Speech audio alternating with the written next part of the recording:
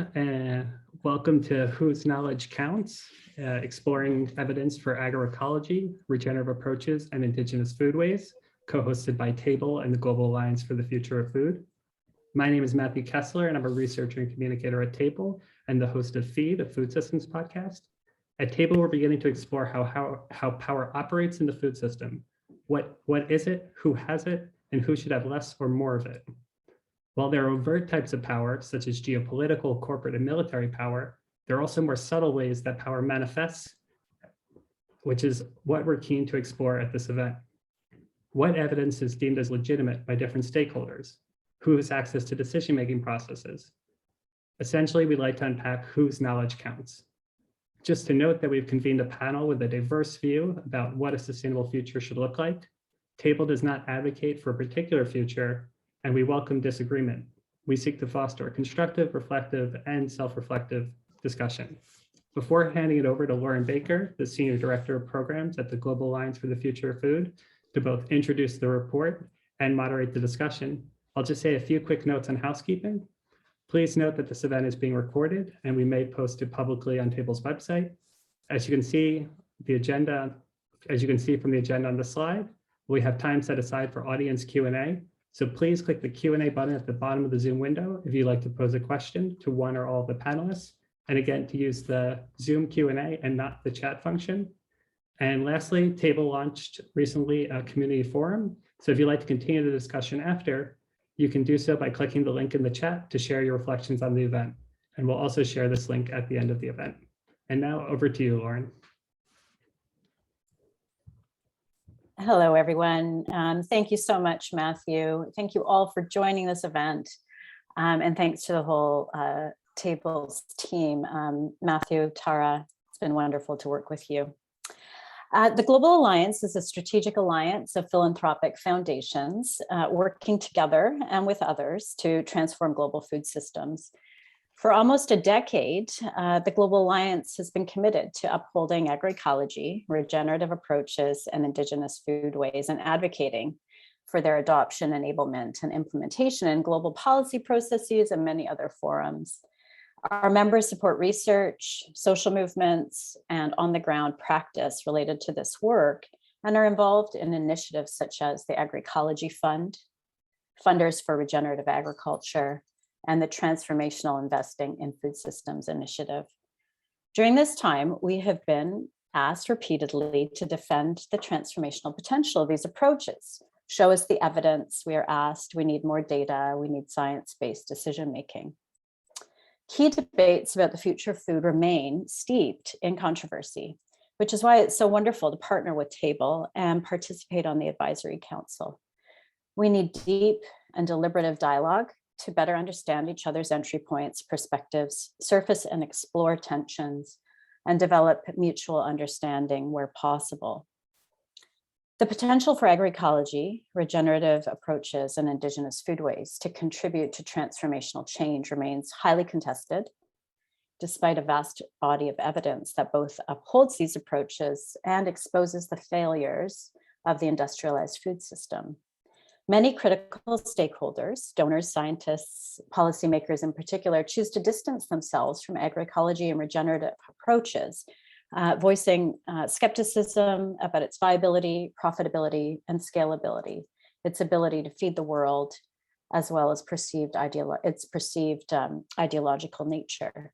So in 2022, we set out to understand these dynamics and tensions.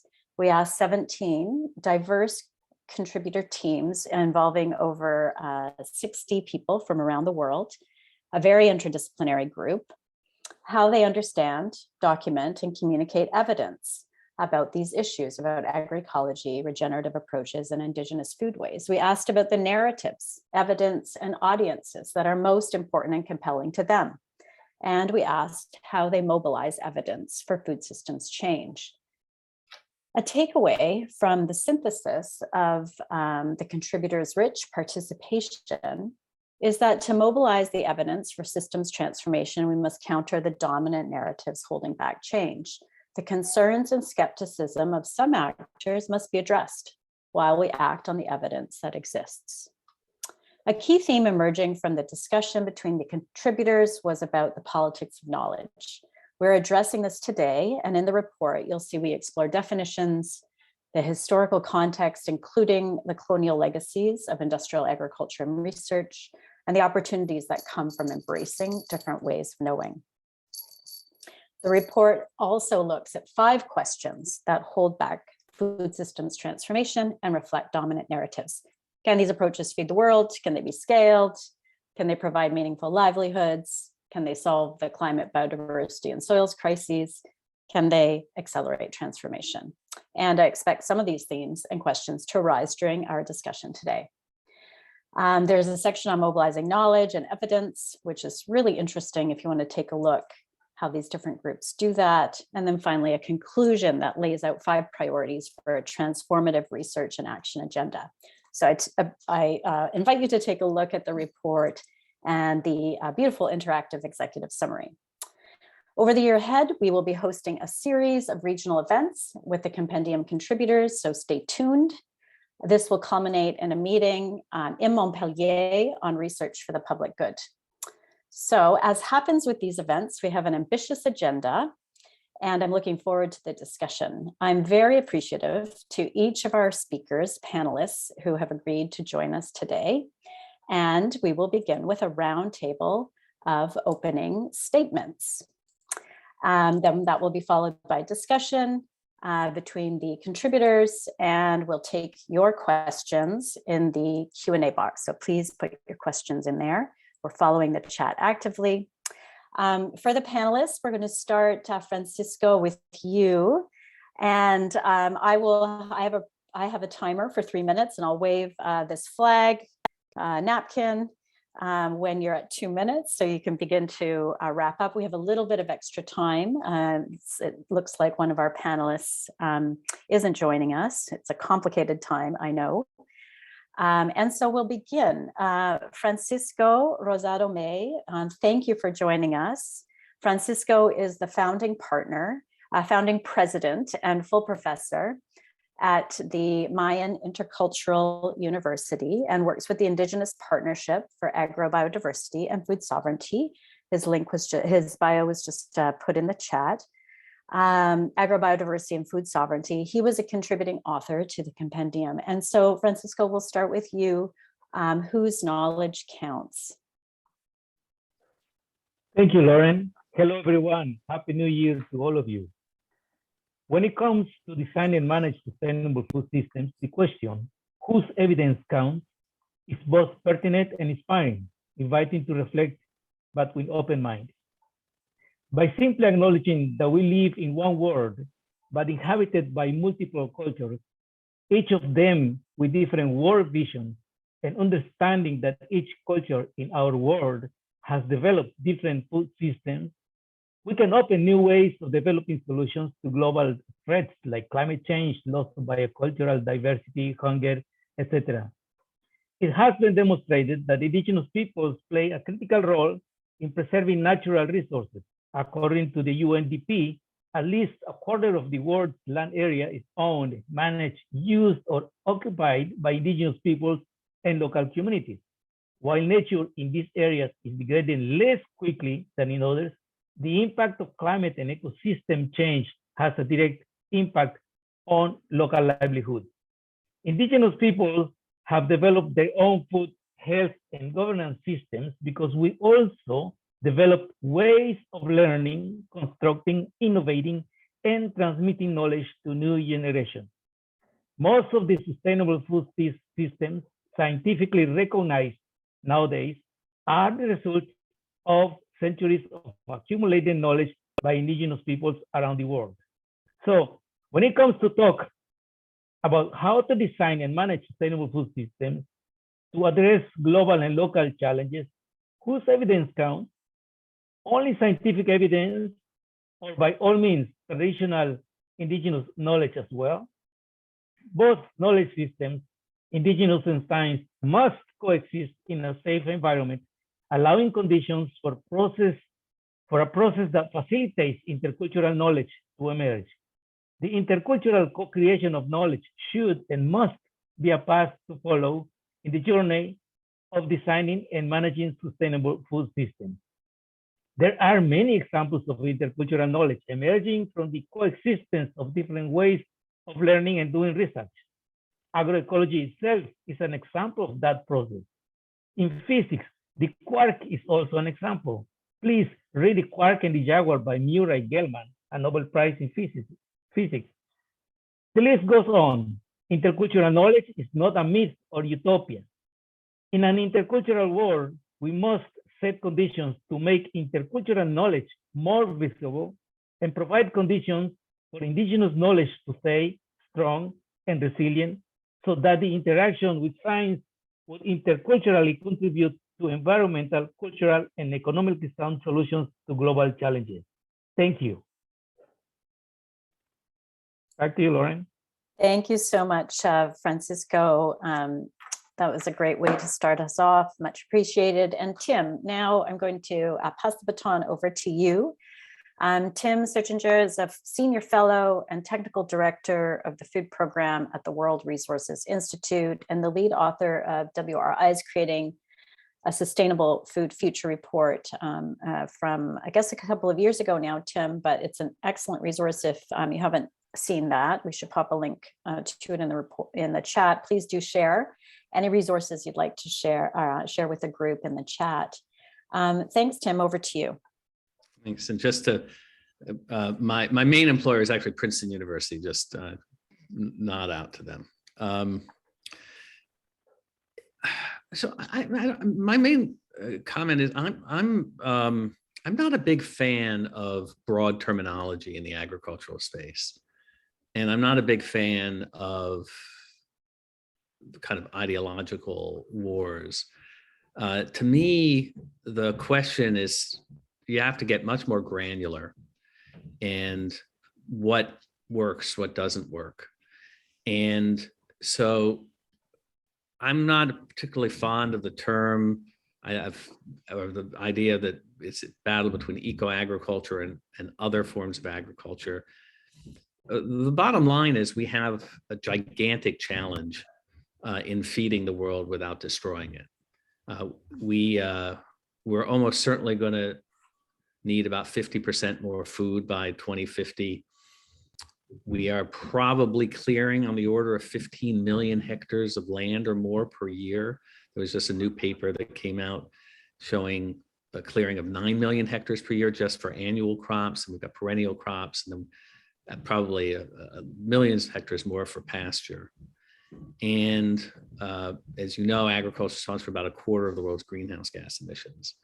So we have to produce 50% more food, roughly speaking, and maybe more.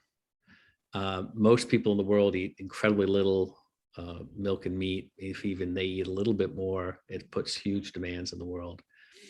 And we basically need to come up with things that are going to work. And sometimes it could be something that people think of as eco-agricultural, and sometimes it's high-tech eco-agriculture or something, and or other things, you know. So, you know, Ken is going to talk, you know, if you want to produce food in Africa, there's a minimum quantity of nutrients that you need, right? Because nutrients get lost and nutrients are absorbed by crops. And the question is, how much can you get back in? I mean, how much nutrients do you need to add? Well, you can add some using legumes, and then how do you create the demand for the legumes? But you can only make so much using legumes. In the past, you tried to add nitrogen by grazing and then having the cattle, but there's not enough grazing land. You need 17 hectares of grazing land to provide enough nitrogen, perhaps, for almost one. So my basic view is that I'm not fond of the divergence here. I think that we need to be very creative in our agriculture, and we need to borrow approaches from all things, and we need to look at all kinds of evidence in doing that. Thank you so much, Tim. And I really appreciate your comments. I really appreciate you situating us in the context of the challenge, the global challenge that we face that has direct impacts on so many people around the world. all of us, but more vulnerable communities in particular, and also challenging us related to, this battle. This is a huge challenge, and how do we, face it together bravely, courageously, and as you say, moving beyond divergence. So deeply appreciated. And now we'll move on to Hassan Roba, who is a program officer for the African Rift Valley for the Christensen Fund. The Christensen Fund is a member of the Global Alliance for the Future of Food. And Hassan's contribution was focused around pastoral systems. So Hassan, over to you. Hassan, you're on mute. Thank you, everyone, and thank you, Lauren, for introduction. And to start us off on this topic, I want us to reflect on the role of history, and especially the history of colonization. I think that's where we started the problem, the battle of knowledge and evidence. I'm giving this context of third world, and I'm talking about my country.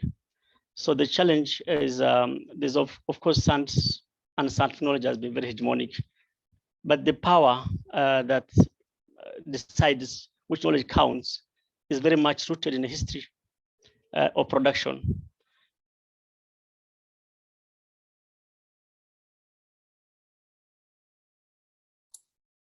Oh, Hassan, we lost you for a minute there, but it looks like you're back. I was saying for my country, for example, and most other third world countries, when we experience colonization, one of the objectives was to do away with all the things that we know. So we are meant to unlearn. We are meant to know new production and all the system that we used to use.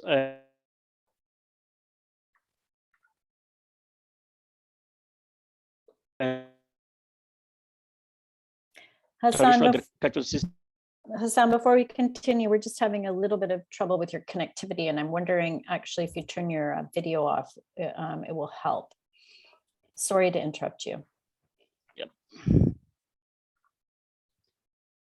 Yeah, let's hope that helps. I was saying we have to step back, and so when the colonial government or the colonial policy came, we have to do away with all the things that we know, including food production, including environmental management, in favor of more modern ways of managing ecosystem, in favor of more modern ways of production of agriculture, livestock.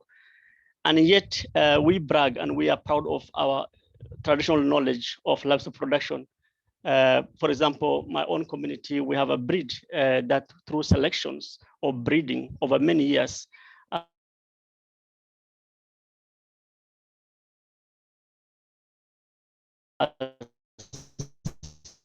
globally as hardy and be able to stand with the harsh condition and pest infestation. These are all things that we are proud about. But we have lost all this. Now we learn in school something different. Agriculture that I learned in school is different from the agriculture that I know. I'm a herds boy. I used to look after livestock. I know how all this thing happens. But then when I go to class, I'm taught different things. So I'm sort of colonized. My mind is colonized. And the effort now is to decolonize our mind and say, how do we revive our traditional production system? That's very much related to agroecology. That's very much sustainable in terms of the environment that we live in terms of the tools that we have. The science or the form of knowledge that was encouraged during colonial time has not really delivered the promises of production. Most or the bulk of people still live in poverty. So they've stopped using what they know, and they cannot fully adopt what they don't know. And therefore, the result is food is secure. People are now less resilient to climate change, and they are just made to struggle and live life that they are not used to. But still, most of them are now trying to see, to understand where do we come from, where are we going, how do we revive our production that's meant to help us.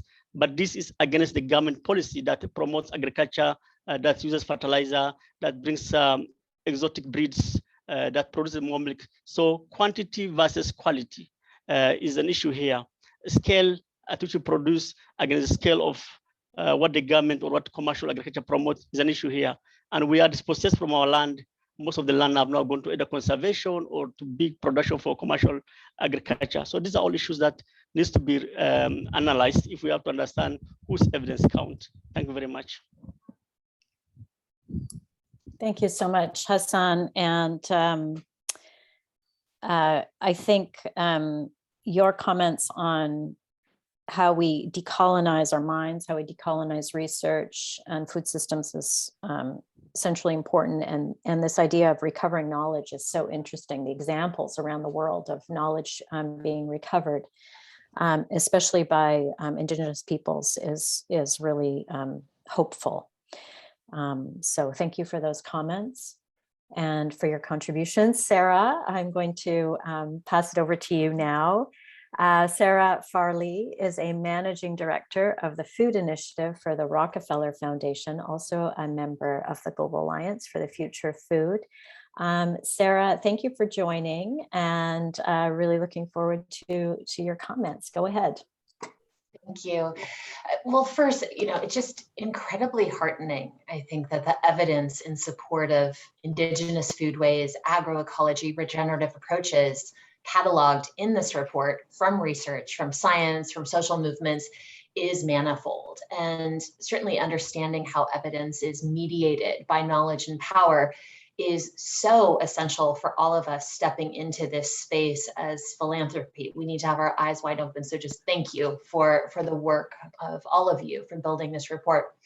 I think at the outset, personally, I believe in epistemological pluralism, that many kinds of knowledge matter and are needed. And I think, as the report notes, quote, power and politics are central to defining, collecting, reporting, and acting on evidence. It seems in so many ways the challenges associated with documenting regenerative agriculture are really mirrored and expanded when we look at documentation and reporting on food systems more broadly. And I would enforce that point with 4 subpoints. The first is that I think at the global scale, we're absolutely over-indexed on quantitative measures, whether that's CO2 sequestered or micronutrients absorbed. Second point, we've then very much biased our education and our research toward a westernized view of measurement and evidence and of publication and valorization. So these feedback loops between the standards of evidence, highly cited publication, tenure at university, influence on policymakers, all of those loops they're multiple and they're reinforcing. I think the third point is that we do often resist complexity of the multiple layers of almost seemingly incongruent evidence types that speak to different elements of agroecology challenges. And what that means is that this challenges decision makers' worldview and their appetite for clear or simple communication that can then spoon feed their reports, their analysis. And I think the fourth point then is that as we teeter toward the brink of collapse in the Anthropocene, we are urgently seeking clear, tighter, smart, in all caps, time-bound, specific targets, which almost makes the stakes of opening the aperture on evidence and narrative and framing seem even higher for those in power. So with an eye toward all of that, I think the report's admission that evidence sits at the battleground really resonates, and it's an incredibly important point to make. I think the questions it begged for me in reading it is, how do we then use our power as philanthropy to change the stakes and increase the legitimacy and the visibility of other forms of evidence beyond Western and beyond quantitative? And then what are the preconditions that need to be met to do that effectively? How do we do this in a way that assures Indigenous communities' perspectives ultimately shape outcomes and decisions, as opposed to being reluctantly observed and ultimately dismissed? I appreciated that the report affirms the contextual specificity of agroecology and the sort of, the term that the deep reservoirs of place-based knowledge. In all of that, I think a final point I would put in the opening remarks is sort of a question on the so what for funding and compensation. I mean, we are seeing big, serious calls issued from COP, from the UN Food System Summit, for multi-billion-dollar transition funds that would effectively pave the way for producers to either shift to or return to these types of agroecological practices. So optimally, it seems that the stewards of the land, holders of these practices for generations would be remunerated fairly. So the question then becomes for me, how do the politics of evidence and knowing inform just systems of compensation and incentives for this work? And then in a world so thirsty for measurable, observable outcomes of regenerative practice, is it possible to convert principles like the CFS agroecological principles into meaningful outcomes and principles at the level of single producers or landscape stewards? Or ultimately, does the embrace of agroecological practice constitute a whole of systems undertaking in which any kind of remuneration scheme has to engage at landscape, not individual level? Thank you. Thank you so much. Sara, you've raised some great questions for us to continue the discussion in a few minutes.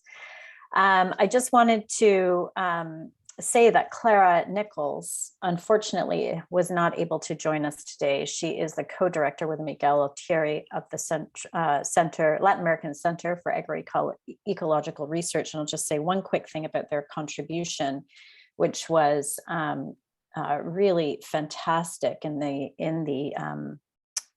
compendium. Really decades of literature, research from the Latin American context, much of it in Spanish. So there is a language bias as well that we're facing as we look at the evidence, and also extremely interdisciplinary. So hopefully you'll take a look at their many kind of contributions throughout the synthesis and in the bibliography, of course, their kind of historic library, in a sense, of fantastic evidence.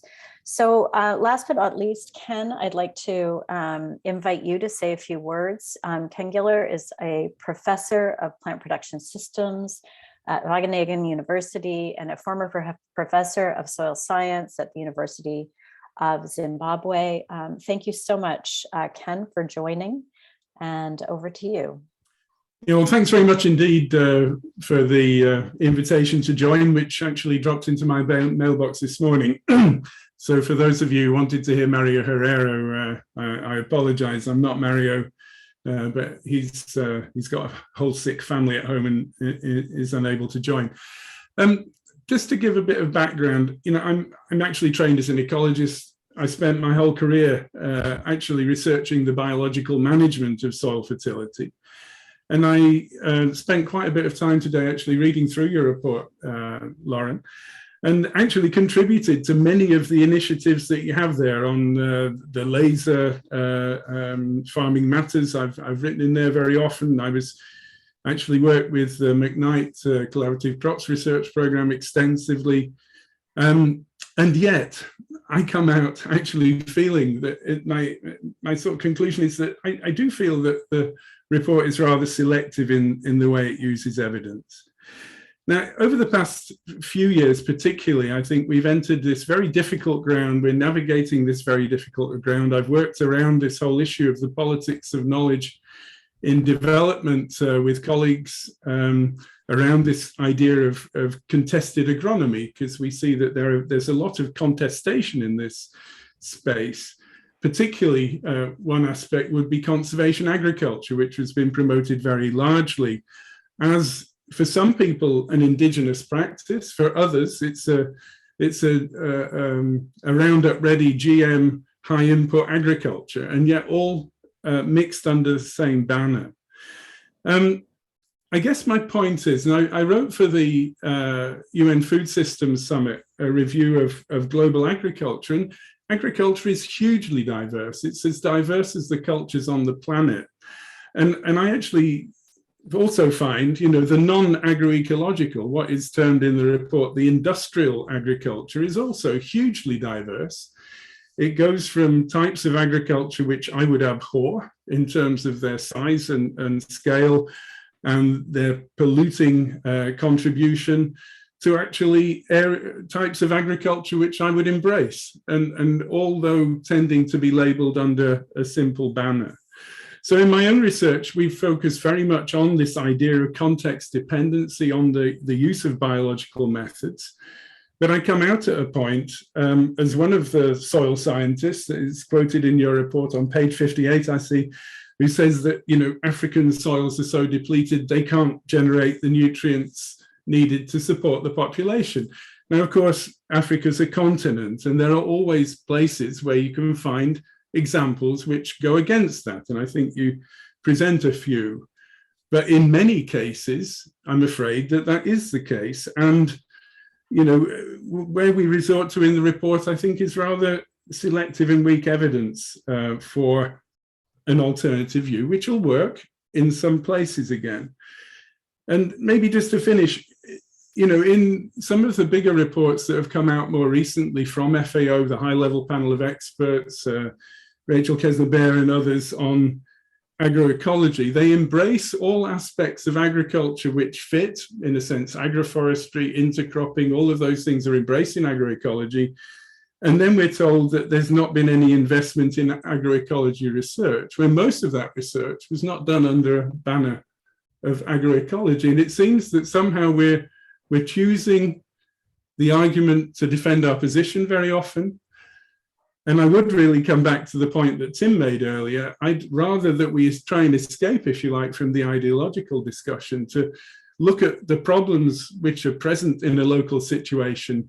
How do we address them? How do we use all of the tools in our armory, including the very important role of local knowledge in that whole debate, and embracing local knowledge through co-learning, which is very much the approach that we use in my own work, but without necessarily putting a label of agroecology or regenerative on top of it. So anyway, thanks for the opportunity to speak today. Thank you so much, Ken. And now we're going to move into the part of the agenda where we're having a discussion between the panelists. And Ken, I think I'll just start with you, because I really appreciated your comments. You talk about sort of the importance of place-based application of evidence, embracing local knowledge through co-creation and the co-development of solutions on the ground. That often these kind of global debates aren't relevant in those in kind of, you know, in the context of, you know, finding solutions to these complex problems in particular places and in particular ecologies and communities.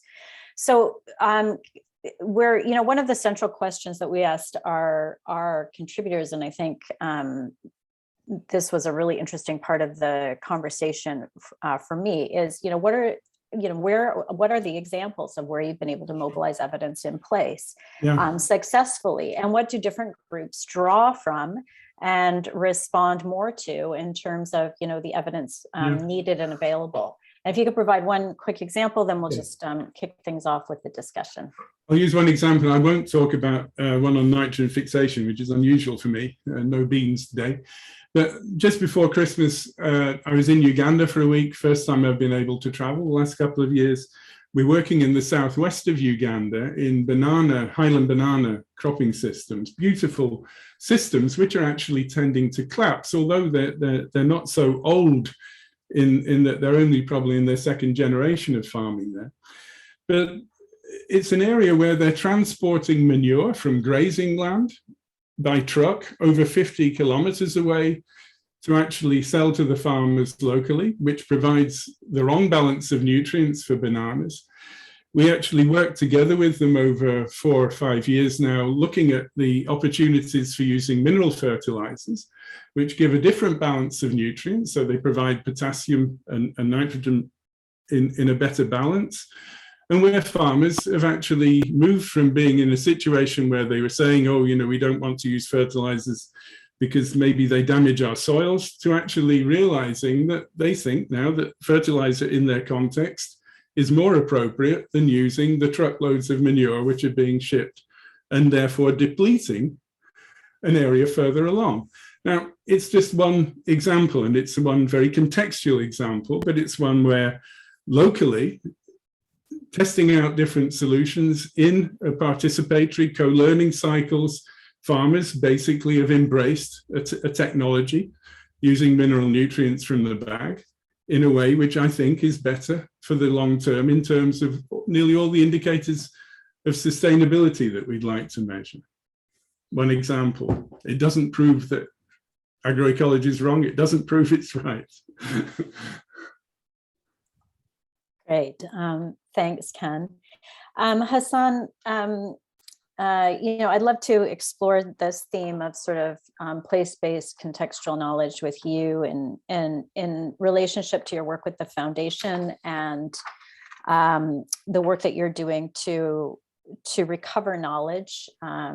You're doing this, of course, in the Rift Valley, but you're also doing this as a foundation around the world in biocultural centers. Maybe you could just comment on this. What does that look like?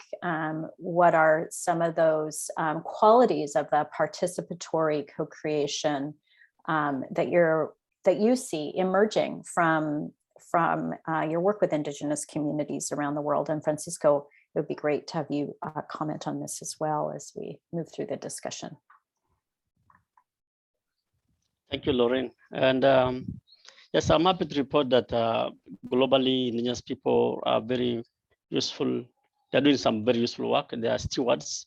In most ecosystem, the production is still very much traditional. But global Indigenous people are struggling with the force of modernization, where governments are bringing fertilizer, where they want to upscale from the scale at which people produce. So for very many years, Christensen Fund have been supporting Indigenous people to steward their landscape using their knowledge and what we call bicultural diversity, where communities are able to and have managed the ecosystem in their own, using their own traditional knowledge and practices that have been in place for centuries and for many years. And that's the evidence now that we have is that in most of these places, we have seen environmental revitalization, ecosystem that are also good. And in most places now, the role of communities have been appreciated. And more now we see extension workers appreciating communities managing their own ecosystem. So the traditional or the conventional conservation, for example, where communities are excluded, have been seen not to be very effective. For example, in Kenya, it has been observed that the bulk of the wildlife are found outside officially protected areas. They are now living in an environment that are managed by people. And that's what used to happen traditionally. So even when the conventional conservation want to exclude people, but the practice on the ground is that most people live with wildlife and the wildlife are managed very well. But the same breed, we also have livestock, the indigenous breeds that are very much adapted to the ecosystem that have been developed through selection over very many years and production or breeding that are based on indigenous knowledge. And over years, we have seen this also do better than the more exotic breeds that are not adapted to pests or the dry weather.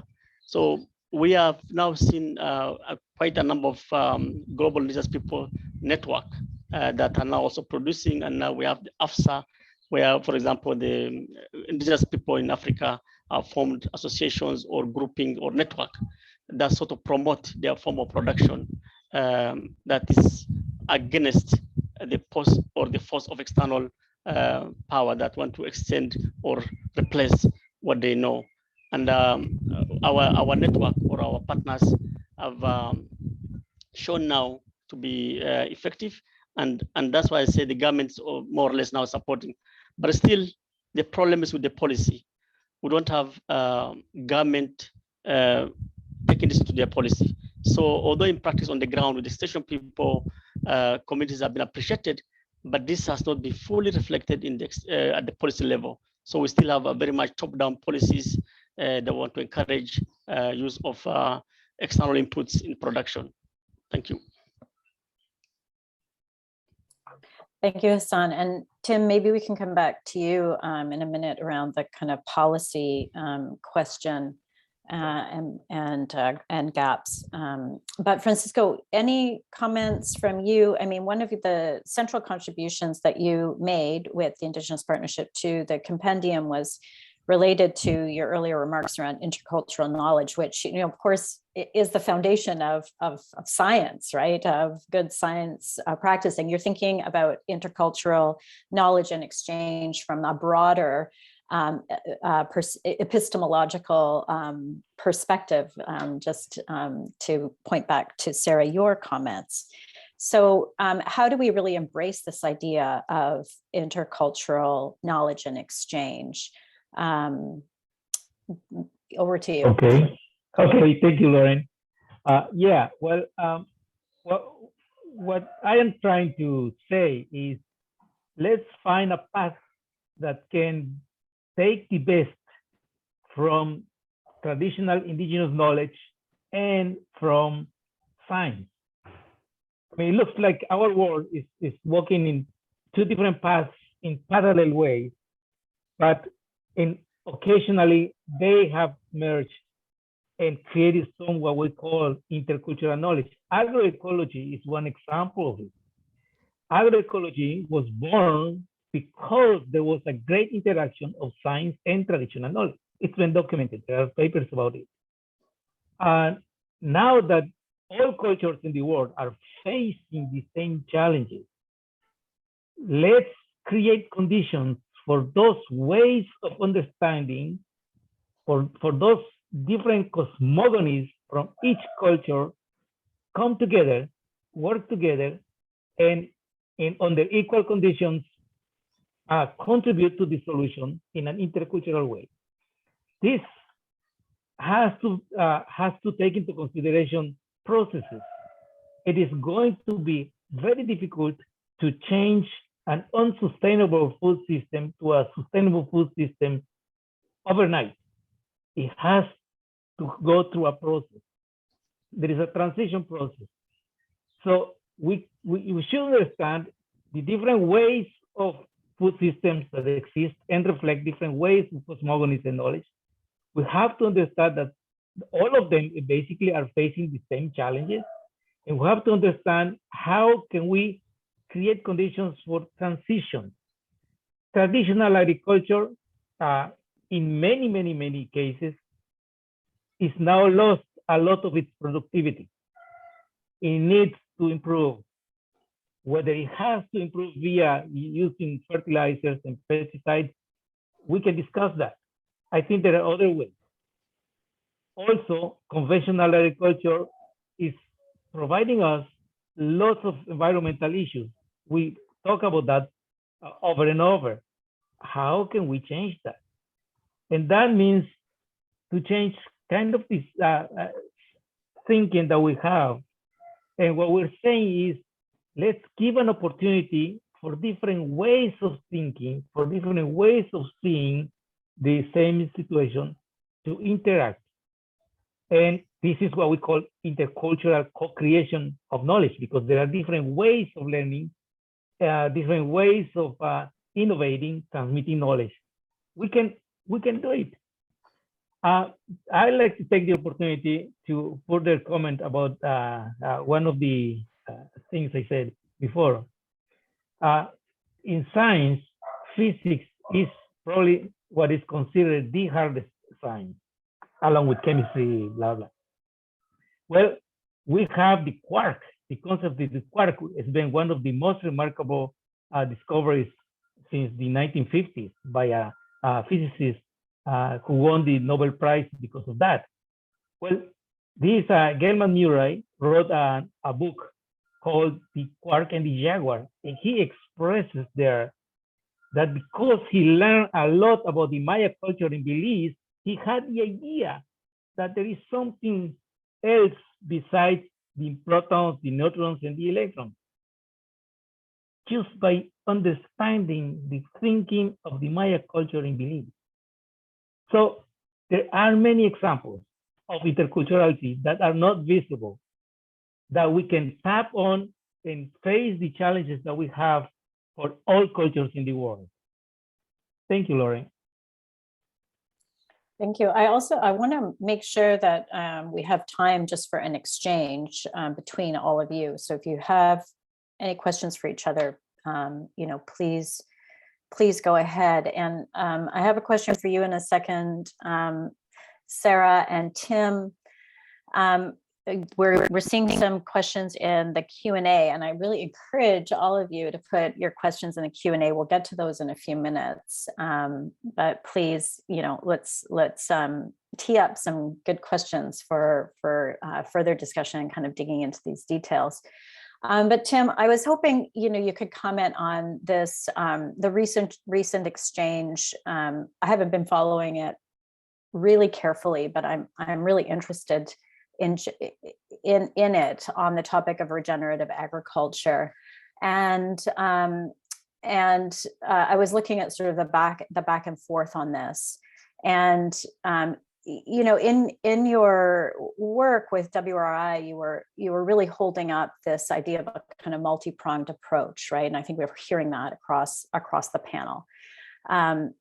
So can you say more about the systems-oriented solutions that we need, that you're promoting, in creating a sustainable future?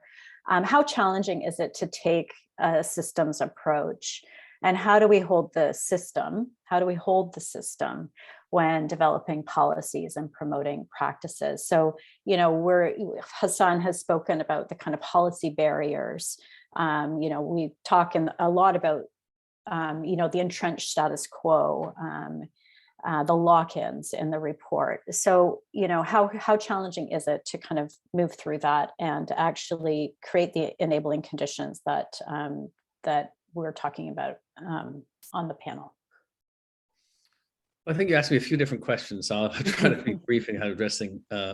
So I think the quote debate about regenerative agriculture is really mostly a debate about the prospects of getting significant climate mitigation through soil carbon sequestration. Nobody is arguing that improving soil quality isn't important for lots of other reasons, including productivity. So the basic story is large numbers of us who've looked at the literature think that the claims for large soil carbon gains are greatly exaggerated for the potential. And some of it has to do with the fact that people are simply commingling different things. You have a paper talking about vast soil carbon gains, where the vast majority of the carbon is basically from avoided deforestation or reforestation or peatland restoration, all of which can do a lot of carbon, but that's not improving carbon on working agricultural lands. Or pointing to practices that basically just move carbon around, right? There's only so much manure. We can definitely use the manure better, but basically wherever you deposit manure, you're going to get carbon. So just moving carbon around from manure from one place to another, it can help improve productivity if you use it better in one place than another, but it's not going to sequester more carbon. So there's you can read about that debate. And I think the reason that's important is that there are lots of practices that are extremely valuable that are being sold under the soil carbon banner that actually are valuable for other reasons. And if you really try to rely on soil carbon, you can't make the case. So for an example of that, I mean, the kind of eco-agricultural practice I've probably been most personally involved with are silvipastoral systems in Latin America, and particularly these intensive systems that were pioneered above all in Colombia, where they have a layer of nitrogen-fixing shrub, high-yield grass, a layer of trees to keep water in. They can get 5 times the yield. They can get a little soil carbon, they get more above ground carbon, but the overwhelming benefit is that you can produce 5 times as much milk or dairy, milk or beef per hectare, which if you use that to translate that into forest protection, it turns out it has a gigantic carbon gain. And the carbon gain is the ability to save forests. That's the overwhelming number versus kind of soil carbon. So the soil carbon, we're not really sure, probably some, but that's tiny comparison with what you can do if you combine this practice. So I'm very actively involved in trying to figure out how to make this thing happen on a broader scale. It requires an investment of about $1,000 per hectare, the ability to kind of withstand a couple of years of reduced yield. There are all kinds of practical barriers to that in terms of land ownership. things like that. So that's kind of a debate, I think, on regenerative agriculture. And my view is that just using the term provides too broad an idea, where everybody and his brother is claiming they're going to do something that they will then term regenerative agriculture. And the real issue is, well, we have to achieve certain other targets, and those are the ones we should be focused on. In terms of the policy, I think that it seems to me that a lot of this article is really, paper is kind of directed at the concern that policy has been too focused on things like subsidizing fertilizer inputs, and that we want money going more toward other practices. And we talked about that as well in creating a sustainable food future, about highlighting certain kinds of practices that were nowhere getting the funding that they need. And I think the case is the thing is to try to make the case for that. Now, it turns out that sometimes it's harder than you think. So I actually had a grant from Norway. I funded the Agroforestry Center in Kenya to try to put together a website of all the opportunities for agroforestry in Africa, and to put together the kind of evidence for that working in different places. And the evidence was very, very limited. It didn't really work, that website. And what became clear to me was that we just needed a hell of a lot more demonstrations of what could be practical. But let me just say something a little bit briefly on the policy issue. I mean, sometimes policymakers do stuff for all kinds of practical reasons, even if there's kind of an ecological argument otherwise. So in Rwanda, the traditional farming in Rwanda is pretty diverse, right? You can look at a typical field as they're growing lots and lots of different things at the same time. What you think of as kind of agroecological. And the government had a program to simplify, where they wanted farmers all to grow one crop at the same time in large areas. Now, why did they do that? Well, they really did that because it made it more practical for them to kind of deliver support services for that particular crop in that area. So it probably had to do with a practical issue of just how can you work with people in a kind of a targeted way. And I was kind of puzzled by this program for all the reasons people on this call would probably be.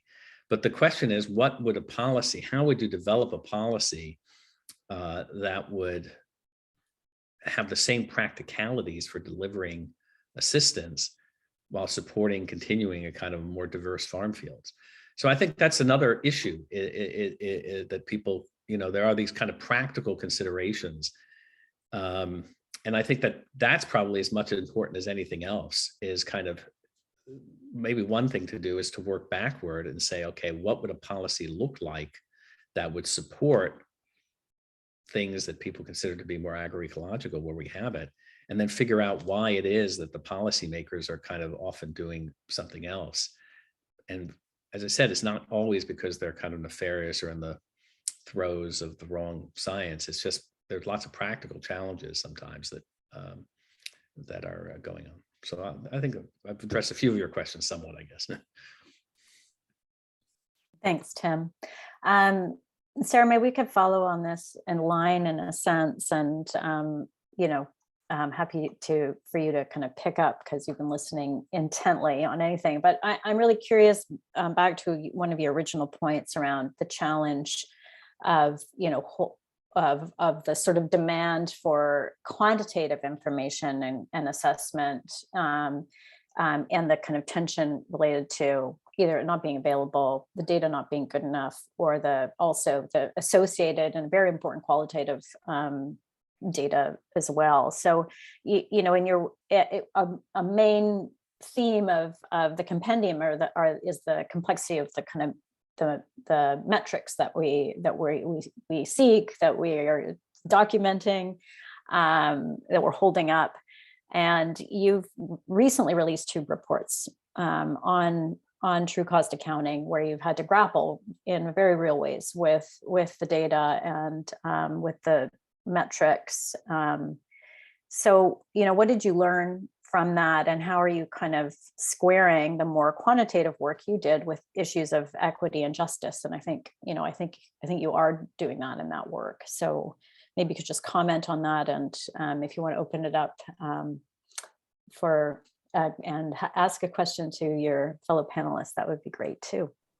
Great. Thanks, Lauren. And yeah, thanks for linking in the tendril on true cost accounting, because it is one pursuit to try to pull under one spreadsheet, one analysis, the multitude of threads relevant to justice, equity, performance, biophysical performance, health impacts, social impacts, to enable decision making. And it has, in that way, I think, been a really important contribution from the field over these past 20 years. But we're seeing, thanks to the great work of GAF and others, what's starting to feel like more of an ascendancy of TCA. But it's not without its faults, because you're still building valuation, monetization factors for things that are social, things that are cultural, things that relate to equity and justice. And I think one of the last things you said, Tim, which on a lot of levels I agree with, basically, how do we reverse engineer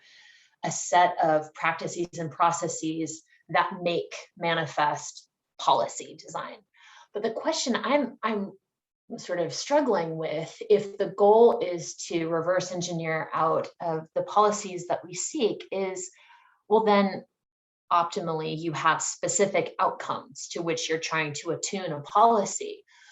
I find the framing still on regenerative and agroecology challenging when viewed strictly through the prism of outcomes, because putting on the same plate side by side soil carbon sequestration, atmospheric carbon sequestration, water biodiversity, with something like land tenure holdings, something like equity, even the term outcomes feels challenging. And so I would say, and it loops back to the question you had framed for Tim and others, which is like, what are the challenges we're facing when it comes to living and breathing and programming through systems?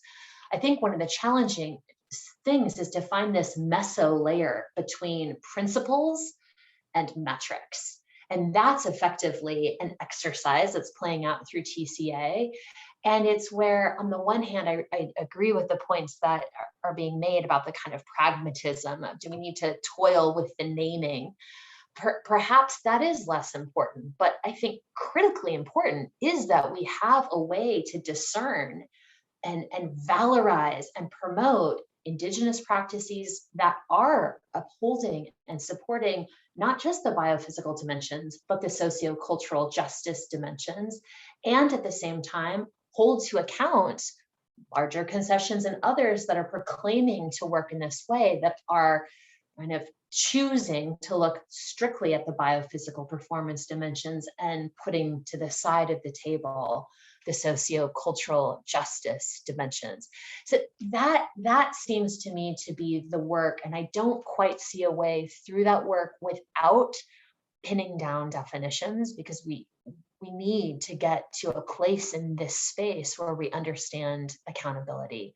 And so, to take your invitation, Lauren, of the question to pose to the panel, I was looking and getting very excited, actually, in the report at pages 30 and 31, where you basically take a stab at the categories of impacts in agroecological systems.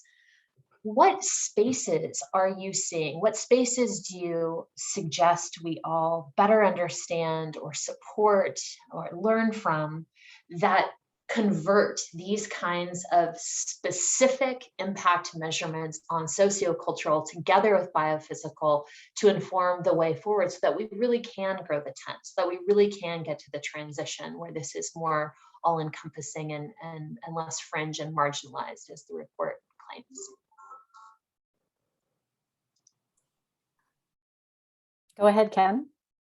Think about policy, sorry. I mean, realistically, if you really want to influence policy, you got to meet the power people where their objectives are, right? So whatever else you want, what's going to be pushing. So in Africa, in most of sub-Saharan Africa, you're looking at a kind of a doubling of the population by 2050. So there's going to be a huge drive to increase food production, right? From a climate perspective, we're going, for various reasons, it's going to become more and more existential, and agriculture is a huge source of greenhouse gas emissions. And I think over time, that's going to put more and more pressure, and that's going to become a realer and realer phenomenon. So you want policies that you think people can actually, people who care about or are driven by, let's say, those things, that they may actually adopt, even if they don't care as much about some of the other things that you want. So for example, my main focus is mitigating greenhouse gas emissions, but I'm constantly trying to look at things that will pay for themselves because I know how hard it is to do. So I want to kind of figure out which technologies are going to be either pay for themselves or be cheap enough, not because I think that should be the only goal, but because I know realistically that unless I can come up with those things, they're not going to be broadly adopted. So I just think that that's as a practical matter. Those are the currencies that are going to drive, there are certain things that are going to drive policy. And if you really want to get policy on your side, you got to figure out how to sell the other things you want in ways that are going to respond to what are those ultimate drivers.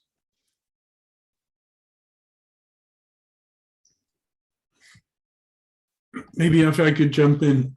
Sorry, Sarah, I have the report. I was flicking back to pages 30 and 31. And there we're looking very much again at these sort of component indicators, if you like, the different diversity. I was looking at, and what really struck me when I was reading the report is right at the end, you have a quote in the report, and it's from the Agroecology Research Action Collective, which is saying that, agroecology is not just about techniques, it's about a way of life for the future, democratizing and decolonizing the food system. And basically, though, we're taking here, obviously, if we look at agroecology in that way, we're really talking about fundamental problems of society today, which go way beyond actually agriculture or food. They go to the heart of the political and social system. And I often feel really that we're trying to, if you like, almost to burden the food system with all of the problems of society. And to solve them through changing agronomic practices, when actually you're really talking about fundamental societal changes. Now, give you one example, which, I work the last nearly 40 years now in smallholder farming in Africa, in many different countries, East, West, and South. And we're talking very much about farmers and agricultural communities as if they depend purely on agriculture. And we know from all of our studies that often 60 to 70% of farming income is coming from outside the farm through remittances. It's highly entwined, if you like, with development of family members working in the city and sending resources back home, or vice versa, depending on how things are going. And I think by in a sense, holding up farming as being isolated from the rest of society, we're missing a trick in understanding how farming works. Now, of course, there'll be examples elsewhere where people depend wholly on farming, but my experience generally in Africa is that's absolutely not the case, and that households have very diverse forms of income, and that's how they manage to survive. And it includes many things outside the farm, and actually opportunities outside the farm can help to drive development within the farm. So I think we have to be careful not to isolate agriculture as something separate, if you like, from all of these other aspects of our life and society. Thanks, Ken. I think that's a great point. And it's sort of what I was getting at around holding the system, right? It's not just the food system, it's the intersectional kind of position of the food system. Francisco. Oh, I think you're on mute. Sorry. Yeah, speaking of policy and proposing some policies, I think we have to work under some assumptions. And assumption one is that to face global challenges, we have to include all cultures, all people who are under those threats. And that means cultures. By knowledge that there are different ways of constructing knowledge, of innovating, transmitting knowledge. It's not only science. And the indigenous knowledge system's been around for centuries, even longer than science. Yes, science has grown rapidly, but the traditional knowledge is still there. And if we think, and I think we must think, that indigenous knowledge has a lot to offer, not just because 80% of the natural resources are on indigenous land handled by indigenous people, not just because indigenous people represent, what is that, over 500 million people in the world, but it's the potential of the knowledge that can contribute to find solutions to everyone. And having said that, I think policy also has to include how we can actually not only recognize, but to encourage the indigenous ways of learning, transmitting, innovating knowledge. Because indigenous people are learning from non-indigenous ways in schools, in government schools. So the thinking behind of all those systems that science has proven sustainable is being lost. And I think that humanity is losing a lot because of that process. So one policy should aim at encouraging and presenting conditions for indigenous knowledge systems to flourish. Thank you. Go ahead, Hassan. Thank you, Lauren. Well, I think we continuously produce knowledge and evidences, and it continues to shape the food system. And as a collective of foundations, we need to know our niche in terms of influencing and who to influence, because we run to danger of speaking to ourselves. That every day, of course, science is producing bulk of literature about what's working and what's not working. But it is seldom for this to reach out to people, the producers. I worked on my thesis about integrating knowledge, traditional knowledge and scientific knowledge, trying to understand environmental changes. And I was not comparing knowledge to see which one is more useful or the other, but I saw that there's a lot of empirical work that communities or indigenous people also do, but this knowledge hardly finds itself into any form of form that can be used in policies. And that's where the danger comes. And for us also now as a foundations, how do we then support or help that evidences that are produced by people, which are more social, which are more soft type of evidences, can find itself into influencing discussions at this level? Because at this level where we are now, then we'll be just talking to ourselves or to scientists or to policymakers. How do we engage the bulk of people, the producers, communities that are struggling with food systems inequality? Thank you. Hassan, I think that's a great point, and it connects to a comment that Ed Bourgeois made in the chat. The question, let me see if I can find it. He says, today is about whose knowledge. There's also a question in the chat, a comment in the chat here, but I'll read the question, Ed, that you've posed. Yet no mention of the knowledge created by leading farmers.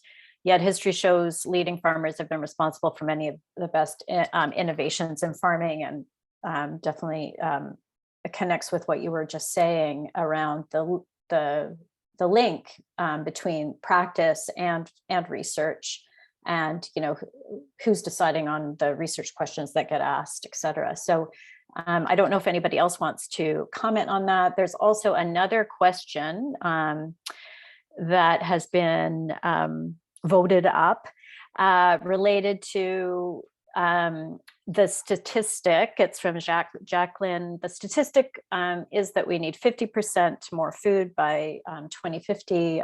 Tim, you said this up front. Yes, that statistic is quoted constantly. Tim, can you comment on where that comes from, where it's cited? Has that number been discredited? Can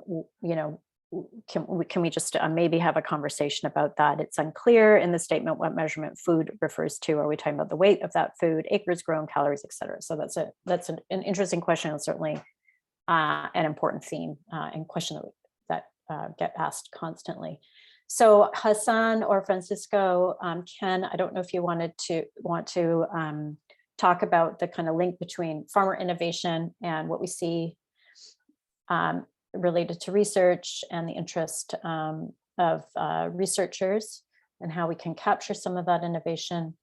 And then Tim, over to you for that larger question about how to feed the world. Sure. I mean, I think it's a very valid point. I would actually argue, and I learned this a long time ago, actually in the UK from a professor who's dealing with dairy farmers. He was basically saying that nearly all of the innovation came from farmers, was picked up by researchers and then promoted as their own ideas, actually. But I've definitely seen this in our work in Africa, that we have innovative farmers within our communities who are doing great things, that we work together, and often by working together in groups, it's often taking some of their knowledge and combining that, if you like, with ideas from outside, that we really make progress.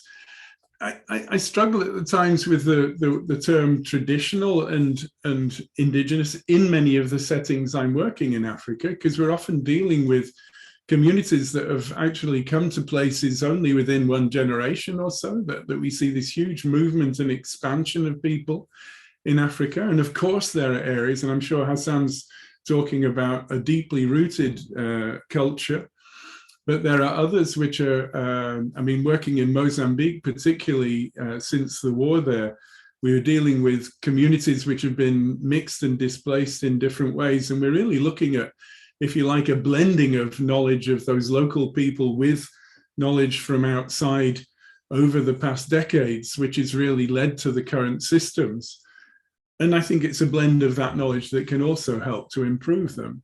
So, I think it's really a matter of being open-minded and trying to embrace things to actually address the problems and the opportunities in local situations is very much along the lines of what we should be doing, I think.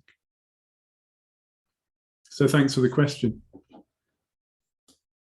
Hassan, you wanted to respond? Go ahead, and then we'll turn it over to Tim and start a round of sort of closing reflections. There are a couple other questions in the Q&A that you could take a look at and respond to in those closing remarks, if you wish. Hassan? Yeah, what I think the statistics that we have in terms of innovations or literature that we produce hardly captures reality on the ground. And knowledge is not static. There are a lot of dynamics, innovations that borrow from science. And most indigenous people are also very fast in terms of borrowing from scientific observation, but also turning it in their own type of innovations. The only problem is that knowledge from people hardly reaches or to the decision maker or to policy. So it's always one way. And I think in future, we need to see how do we also inform decisions and policies using this type of evidences from ground. But communities are ready to borrow from scientific observations, especially with the work of extensions and in their own ways, also learning from each other, intercultural learning, intercommunity learning exchanges is quite common in most places. So the dynamics is very rich, but the only problem now is the upstream way of how do you utilize this type of very rich evidence that communities are producing and are producing in a more sustainable way. Thank you. Go ahead, Francisco, and then Tim. Thank you. In the Q&A chat box, Manuel Fleury asked a question, and he says that something about decolonizing our mind, because in the north, farmers are actually full-time. It's a full-time work job. Agroecology therefore needs to address such comprehensive economic systems. It is therefore important to include as well indigenous or local knowledge of how such economies at large function. I like to address the question in a different angle. I go along with, I forgot who made the comment, trying to avoid those words that could deepen the differences between the cultures or between the cosmovisions of different cultures. And that is why I think the word intercultural comes handy, because interculturality, it's the result of a process in which different ways of learning, constructing, innovating, transmitting knowledge can coexist under a safe environment, allowing conditions for those different ways of constructing knowledge come together and create something new. And as I mentioned, in music, this happens a lot. In art, this happens a lot. Agroecology is a result of this process. So, okay, we can think of decolonizing our mind without thinking that I am the victim necessarily to motivate me to move forward. I'm not sure if I'm explaining this well. I mean, me too, I have to decolonize my mind in order not to feel a victim, but to be a person who has the knowledge sustained by centuries of history that can offer something to the good of other cultures. And science has proven that our indigenous systems have a lot of ecological basis there. I mean, we have the concept of niche, the concept of coexistence, the concept of you name it, of any ecological concept is there working. So there is something that we can offer. And but I want to offer under a safe condition, not somebody else to appropriate that knowledge without acknowledging where the knowledge comes from. That's the thing. And it is in that context that I would like to take the idea of decolonizing our mind. I hope, Manuel, that I added some more elements to your questions that can help to understand the process. Thank you. Thank you, Francisco and Manuel. I think that it's not just knowledge of how the economies at large function, but also this concept of political economy and political ecology that Francisco, you're bringing into the conversation, this sort of a broader connection. Tim, why don't we start our round of closing comments with you?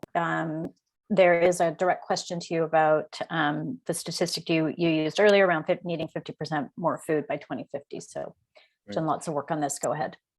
So lots of people have kind of done similar types of calculations. Our calculation that we came up with a figure of 56% more crop calories needed from 2010 to 2050 based on kind of FAO projected diets in 2050.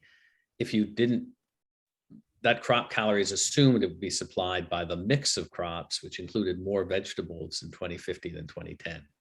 If you really did it by kind of land area requirements, it would be bigger than that because it takes generally more land to produce the same number of calories from vegetables.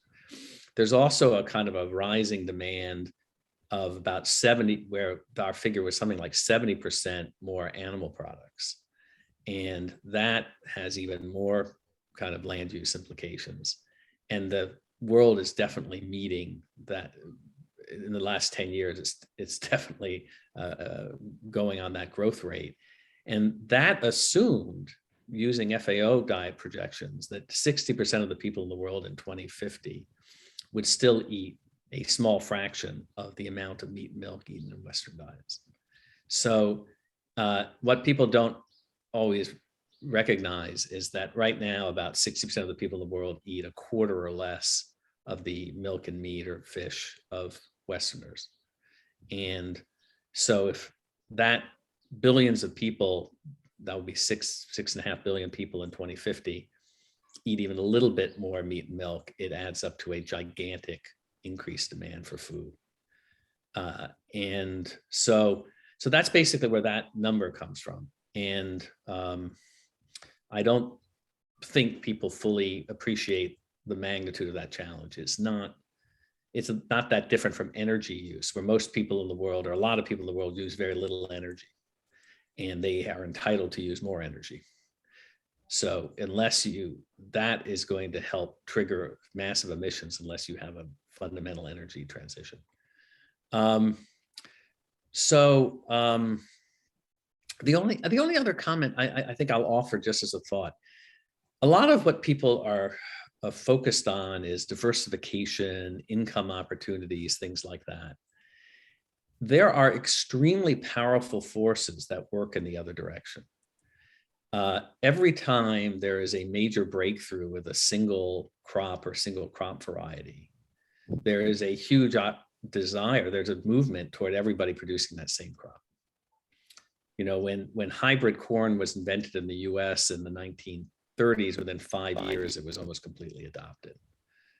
Similarly, certain varieties of, dwarf rice, wheat, et cetera.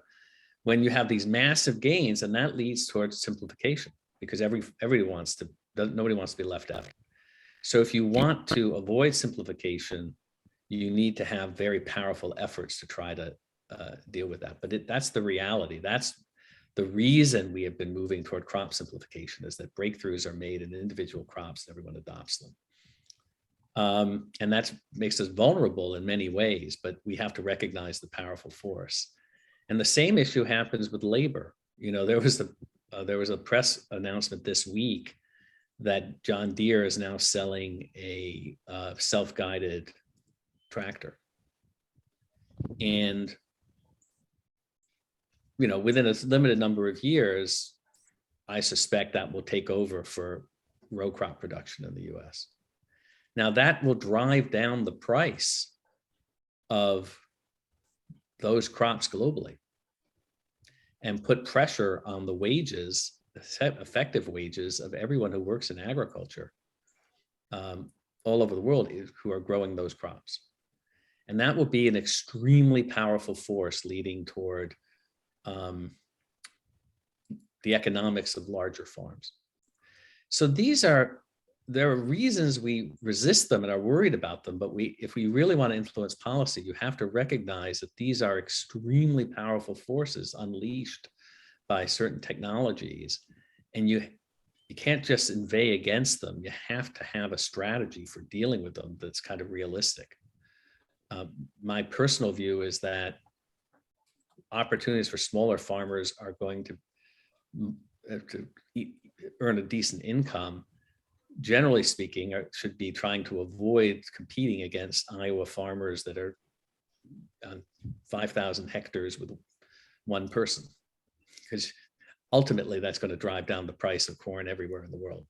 So I just want to emphasize that these things have a very powerful force. It's not just kind of colonialism, conspiracy. The technology has these huge drivers. So if you want to achieve other outcomes, you have to recognize those, not just pretend they don't exist.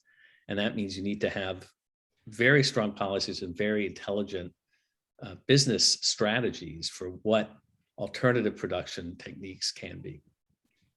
Thank you, Tim. And we do need to begin to wrap up this conversation, but I think what you're saying is really important, related to future conversations that we need to have on this topic. We've had a sprawling conversation today, and it's been really interesting. But there are some, specific topics that we could hone in on, I think, and this being one of them, sort of the kind of key drivers, and whether these drivers are pathways to the future of food that we want, or whether they're taking us in the wrong direction, or whether they can be harnessed, right? So this is what you're speaking to. I'd like to do a really quick go around with just a few words, and maybe you could end with, again, this idea of, what are the conversations that that you would want to have moving forward. Just a few final reflections. I want to then invite Tara Garnett to close us off for the morning for this session. So Sarah, why don't I pass it over to you? A couple of words. Great, sure. I think four things to close with on my mind. One is that I do think, as we're talking so much about the production of knowledge and the inclusion of voices and knowledge, we also simultaneously have to attend to the demand for knowledge. And I think underpinning this conversation is a lot of work to be done for kind of priming the receptors of those we seek to influence with intercultural co-created knowledge. That's one point. Second is beware of unintended consequences. I think I'll say from our own experience with the Green Revolution, we had manifold unintended consequences, both environmentally in terms of human health, livelihoods, impacts.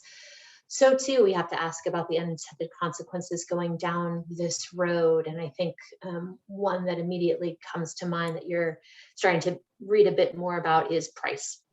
And a third point is, and Ken, I agreed in part with your points about we have to be careful not to overburden the food system with these existential, structural, colonialist legacies.